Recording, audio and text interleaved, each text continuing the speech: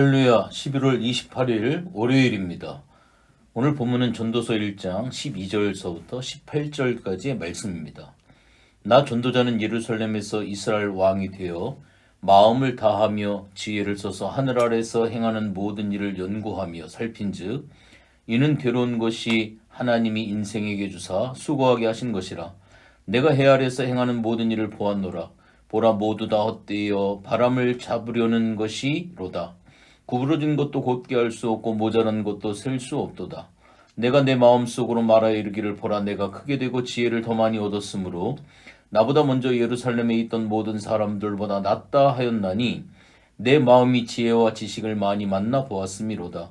내가 다시 지혜를 알고자 하며 미친 것들과 미련한 것들을 알고자 하여 마음을 썼으나 이것도 바람을 잡으려는 것인 줄을 깨달았도다. 지혜가 많으면 번뇌도 많으니 지식을 더하는 자는 근심을 더하느니라. 아멘. 이제 이번 주 우리가 살피고자 하는 내용은 과연 성경적인 관점에서 지혜는 무엇이냐라고 하는 것입니다. 예수 믿는다라고 하는 건 그냥 찬송하며 박수나 치고 산기도 올라가서 소나무 뿌리나 뽑는 것인가? 아니면 지혜를 가지고 하나님께 영광을 돌릴 수 있는 것인가? 아니, 좀 더 원천적으로 말해서 지혜란 도대체 무엇인가? 어떻게 사용을 해야 하는가? 많이 배우고도 안 배운 척하는 것이 성경에서 말하는 겸손인가? 이런 문제들에 대해 살펴보기를 원합니다. 지혜의 문제를 살피려면 먼저 창세기 3장으로 가야 합니다. 원래 지혜는 하나님의 지혜 이거 하나밖에 없었습니다. 그런데 인간이 범죄함으로 말미암아 이 지혜가 둘로 쪼개지게 되었습니다. 하나님의 지혜와 사람의 지혜로 말입니다. 그래서 하나님의 특성도 지혜이고 사람의 특성도 지혜입니다. 인간의 지혜는 크게 세 가지 특성을 지니고 있는데요. 첫째, 경험을 축적하고 전수하는 능력이 있습니다. 그리고 두 번째는 논리적인 추론입니다. 내일 비가 올지 안 올지를 오늘 알 수 있습니다. 구름의 분포와 기압골의 이동을 보고 예측할 수 있습니다. 사람과 원숭이의 차이는 이것입니다. 어린아이들은 뜨거운 것을 한번 만져 대이면 또 만지면 또 고통스럽겠지 라는 논리적인 추론을 해서 다시는 손대지 않습니다. 그러나 원숭이는 뜨거운 것을 자꾸만 만집니다. 만지다 대이고 만지다 대이고 합니다. 짐승 같은 사람들이 같은 잘못을 반복해서 저지르는 이유는 논리적인 추론이 잘 안 되기 때문입니다. 세 번째는 가치 판단력입니다. 컴퓨터는 연산 능력은 뛰어나도 가치 판단은 못합니다. 할 수 있다 하더라도 인간이 프로그래밍해 놓은 범위 안에서만 가능합니다. 컴퓨터에게는 도덕이 없습니다. 옳고 그름이 있을 수가 없습니다. 이것이 인간의 지혜의 특징입니다. 그런데 타락 전에는 이러한 지혜를 사용할 필요성이 별로 없었습니다. 하나님께서 은혜로 모든 것을 공급해 주시니까 죽기 살기로 아둥바둥할 필요가 없었던 것입니다. 창세기 2장에 아담이 동물들에게 이름을 지어주는 장면이 나오는데 이런 걸 보면 사람에게 고도의 분별력과 판단력이 있다는 사실을 알 수 있습니다. 그러나 자기 지혜를 의지해서 살아가는 존재가 아니니까 자기 머리를 써서 절박하게 무언가를 만들어내고 방책을 세워야 할 필요성을 잘 못 느꼈습니다. 타락 전에는 하나님의 은총으로 말미암아 지혜를 그렇게 많이 사용할 필요가 없었습니다. 그러나 범죄한 후에 하나님의 일반 은총이 희미해지니까 그때부터는 자기 머리만을 믿고 살아야 할 때가 온 것입니다. 내 머리만 믿고 살아야 하는 상태가 바로 선악을 아는 일에 하나님과 같이 되었다라고 하는 것입니다. 전에는 지혜가 하나님께 영광 돌리는 수단이 되었는데 이제는 생존 수단이 되었습니다. 지금도 머리를 잘 쓰면 부자가 됩니다. 하나님의 은총이 아니라 자기의 힘으로 살아가는 그러한 존재를 가리켜 선악을 아는 일에 하나님처럼 된 존재라고 이야기를 합니다. 그러나 사람이 가진 지혜의 한계는 과거의 지혜를 축적해둘 뿐이라는 것입니다. 모두 과거의 것입니다. 미래는 전혀 알지 못합니다. 미래에 대해서는 무지합니다. 내일 어떤 일이 벌어질지 하나님이 이 역사를 어떻게 이끌어 가실지 사람은 알 수가 없습니다. 또 하나의 한계는 지혜로 생명에 이를 수 없다는 것입니다. 하나님께서 생명나무에 접근하지 못하도록 화영검을 두셨기 때문입니다. 너희가 아무리 머리를 써도 하나님께로는 못 온다 라는 선언입니다. 인간의 지혜로 하나님께 갈 수 있는 길은 없습니다. 역사를 보면 인간의 지혜로 하나님께 나아가려고 발버둥 치던 시대가 있었습니다. 중세 스콜라 시대입니다. 하지만 유명론이니 실제론이니 하며 아무리 머리를 써도 하나님을 알 수 없었습니다. 본질적인 문제에는 전혀 접근할 수 없었습니다. 이것이 사람이 지닌 지혜의 한계입니다. 결정적으로 중요한 구원의 문제에는 세상의 지혜가 줄 수 있는 것이 아무것도 없습니다. 영혼의 목마름은 세상의 지혜가 해결할 수 없습니다. 도덕성과 같은 고상한 이념으로도 해결되지 않습니다.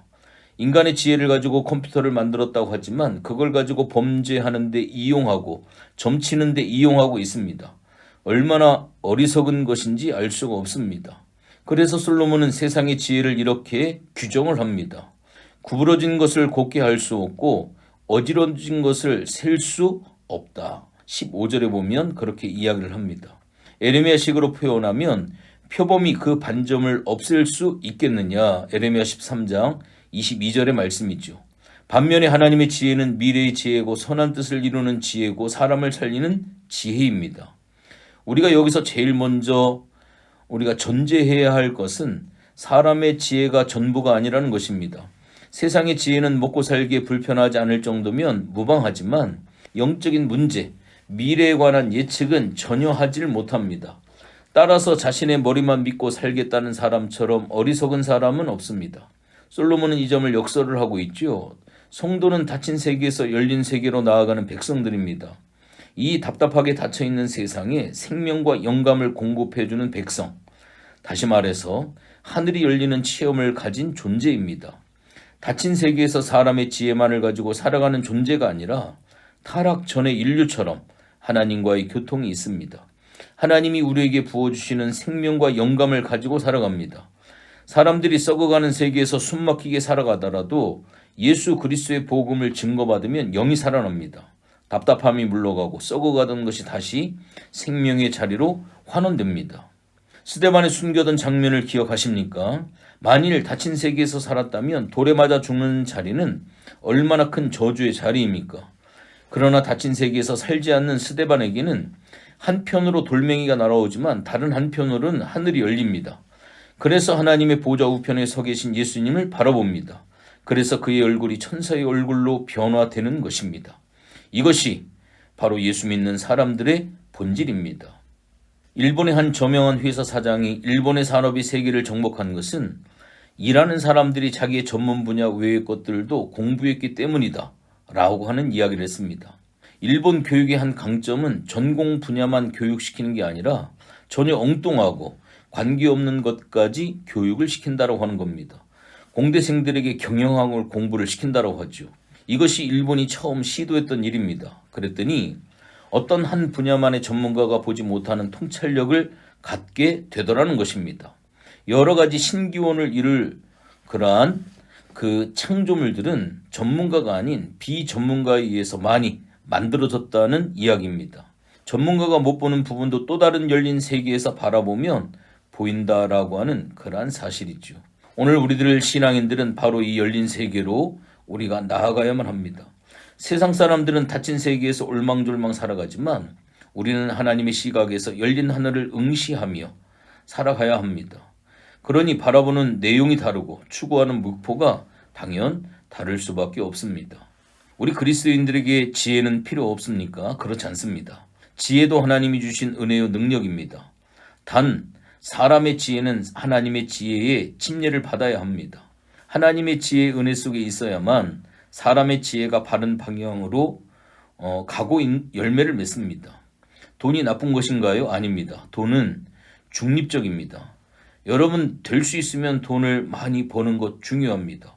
바른 사업의 원리와 철학을 가지고 열심히 버는 것 중요합니다. 같은 일을 10년 이상 하고 난 다음에도 그 분야에 대해 잘 모르는 게 있다면 그것은 게을렀기 때문이라고 이야기를 합니다. 무슨 일을 하든지 그 분야의 전문가 최고가 되는 것 중요합니다. 다른 사람을 살리고 생명을 나누어 주겠다는 사람들은 자신이 가진 것에 매여 아둥바둥하지 않고 그의 지혜에 하나님의 기름 부으심을 항상 구합니다. 이렇게 화통하게 열린 세계에서 살아가면 하나님의 능력으로 말미암아 풍성하게 누리는 삶을 향유하게 되어집니다. 지혜가 나쁜 것일까요? 지성인 바울은 하나님의 지혜를 모를 때는 핍박자였습니다. 그는 사람을 죽이는 지혜를 가졌습니다. 그러나 예수 그리스도를 알고 난 다음에는 그 지혜로 기독교 교리의 틀을 마련했습니다. 칼빈의 지성에 성령의 기름이 부어지니까 종교 개혁을 감행하는 용기 있는 지혜가 되었습니다. 마틴 로이드 존스의 지혜에 성령의 기름 부음이 부어지니까 장엄한 성경 진리를 전파하는 그러한 지혜가 되어졌습니다. 하나님의 만져주심과 사용해 주심이 중요합니다. 아무리 많이 갖춰도 하나님이 사용하지 아니하시면 그뿐입니다. 참 묘한 것은 내 손에 있을 때에는 초라했는데 하나님의 손에 붙들리니까 화려한 보석으로 변화되더라는 것입니다. 그러므로 우리는 계속 주님께 모든 것을 맡겨야 합니다. 자신의 지혜와 젊음 그리고 재물을 성령의 기름 부으심으로 말미암아 풍성하게 사용할 줄 아는 하나님의 귀한 자녀들이 되기를 바랍니다. 성도는 자기 힘으로 살아가는 존재가 아니라 하나님의 은혜로 살아가는 존재입니다. 더 이상 머리 굴려서 살지 말고 하나님의 의로 살아가는 하나님의 귀한 자녀들이 되기를 바랍니다. 닫힌 세계에서 살지 말고 열린 세계에서 살기를 바랍니다. 하나님 앞에서 열린 하늘문 가운데 그분의 축복이 있어야만 생명이 따르고 열매를 맺으며 살아갈 수가 있습니다. 캠벨 몰간이 이런 이야기를 합니다. 사람들은 해 위의 것들이 무엇인지를 알 때에만 해 아래에 있는 것들을 올바르게 이해할 수 있다. 해 위에 있는 하나님의 지혜를 깨달을 때에만 사람의 지혜를 올바로 사용하고 해 아래에 있는 것들을 올바로 이해할 수 있다는 이야기입니다. 이것이 오늘 전도서에서 솔로몬이 이야기하고 있는 참된 지혜입니다. 하나님 고맙고 감사를 드립니다. 하나님께서 우리에게 허락하신 이 귀한 지혜가 하나님의 은혜 가운데 바른 방향으로 귀한 열매가 되어줄 수 있도록 도와주시옵소서. 이것은 돈도 마찬가지고 시간, 재능, 기회 이 모든 것들도 마찬가지입니다. 하나님이 우리에게 허락해 주신 은혜와 이 능력을 통하여서 하나님이 이 땅 위에 정말로 멋있고 귀한 복된 삶을 살아가는 우리 모두가 되어줄 수 있도록 도와주시옵소서. 감사를 드리며 예수님의 이름으로 기도했습니다. 아멘.